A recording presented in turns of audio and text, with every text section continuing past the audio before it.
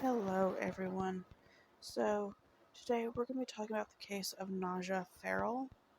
And this case happened within the last few years, so it is definitely a more recent case. Um, and it takes place March 15th, 2019 in Avon, Indiana. All the links I used for research will be down below, and let's go ahead and get into this a quick intro today. So, Najah was 30 years old, and she had a busy life. She had two kids of her own, and she ended up fostering three more, and had just started a new job. She was basically the cornerstone of her family. She was also engaged to be married, and she was just the happiest with her family. She always had a group of kids around her. So she had been a stay-at-home mom when her kids were young, but she had recently taken up a new job at Panera Bread just to help provide more for her family. So this job required her to be there at 5 a.m., and on the day she went missing, it would have been her third day of orientation, but she never made it to work. Around 3 a.m. on March 15th, 2019, her car is actually seen leaving her apartment on surveillance, and her home was near County Road 100 South and Dan Jones Road in Avon. The Panera Bread was on West 86th Street near I-465 and Zionsville Road in Indianapolis's northwest side. It wasn't until she didn't show up to pick up her sons from school that her mom, Paula, knew that something was wrong and that she was gone. Najah was always dependable and reliable, so her not showing up to get her sons was concerning. So her family tried to contact her, and, of course, they had no luck. There was no answer, and the police would eventually be called. The Indianapolis Metropolitan PD immediately began to investigate. The search was extensive and included aerial and ground searches across the city, but unfortunately to no avail. 2 weeks later, her 2018 Nissan Altima was found in a shopping center parking near her work. Shortly after, construction workers contacted police after they found some random papers and personal items near I-465 and Lafayette Road. So media never reported what was found exactly, but Najah's sister, she kind of uh, disclosed that it was her ID and her bank cards of Najah's. In April 2019, police got a call from Crown Point Police, which was about 2 hours away. Two fishermen at a pond off I-65 and 109th Avenue had discovered human remains. What they found was a severed foot, and that was pulled from the pond, and on that foot was a tattoo that matched Najah's, and that tattoo was her name. There would be no other remains found. So it was confirmed that it was hers through DNA, and a search was launched through the pond and area around, but there were no other clues found, no other remains, no other evidence. Since then, there has been no other information as well, so it's kind of like the case just kind of came to a standstill.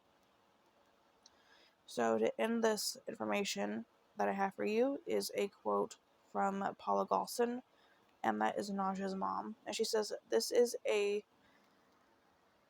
time I would never want my family to experience right now. But I'm going to try and do it with grace, dignity, pride, and love. No parent wants to bury their child or see anything happen to them." End quote. And I feel so bad for Paula. I can't imagine what it has to be like to bury a child. I've heard that it's probably, or it's not probably, it's one of the worst things that you would ever have to do in your life. And she definitely did not have to do it. Or she shouldn't have had to do it. So, as of right now, there's nothing else. They or if they have stuff, they're not releasing it. I always say that in these videos, that we never know if we have the full story, because sometimes they just don't release stuff. But as of right now, as far as we're aware, they don't have any information, no suspects, persons of interest, haven't found any other evidence. All we have is the severed foot that was found in the pond. So I have to wonder, like, what happened to her? Like, was this just a crime of opportunity? Was this someone that knew her and maybe had a problem with her? From what she sounds like, she seems like such a happy person, you know. She's this important figure in her family's life. You know, she's just trying to care for her children, and then she goes missing.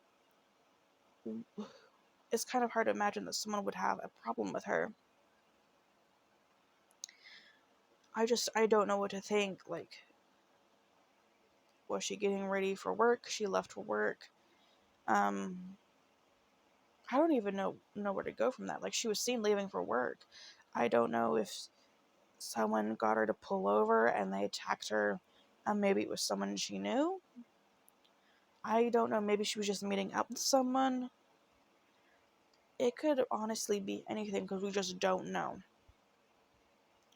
But just the photos that I saw online of them searching the pond after finding her foot, it's so chilling.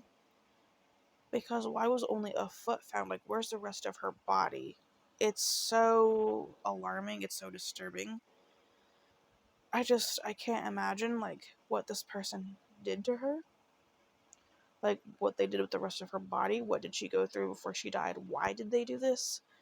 It is incredibly alarming and disturbing to think about. And it's just crazy that they did all these extensive searches and they're just not finding anything.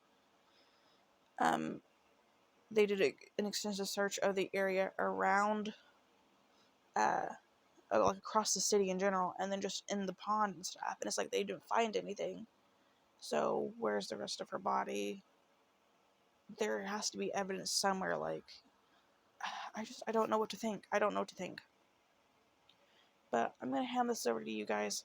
What do you think possibly happened to her? Do you think it was just a crime of opportunity? Do you think it could have been someone that knew her? Why do you think that they only found a foot in the pond?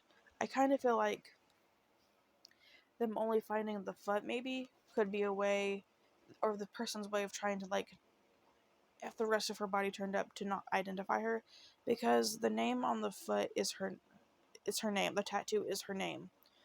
And I feel like maybe they cut it off so that if the rest of her was found, they wouldn't be able to identify it as a Najah. That's the only thing I could think of them cutting off her foot. But what do you guys think? Let me know down below.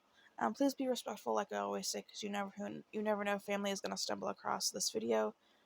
If her family does come across this video, I just want to say that I am so sorry, and I hope that there is a breakthrough in this case and that you are able to get the justice for Najah.